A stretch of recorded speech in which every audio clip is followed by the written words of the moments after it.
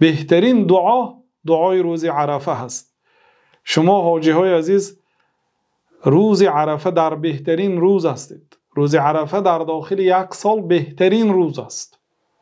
شب قدر بهترین شب باشد، روز عرفه بهترین روز است. بهترین دعا هم دعای روز عرفه هست. پیامبر صلی الله علیه و سلم میگه خیر الدعاء دعاء یوم عرفه. بهترین دعا دعای روز عرفه است. و خیر ما قلت انا والنبیون من قبل لا اله الا الله وحده لا شریک له له الملك وله الحمد وهو على كل شيء قدیر.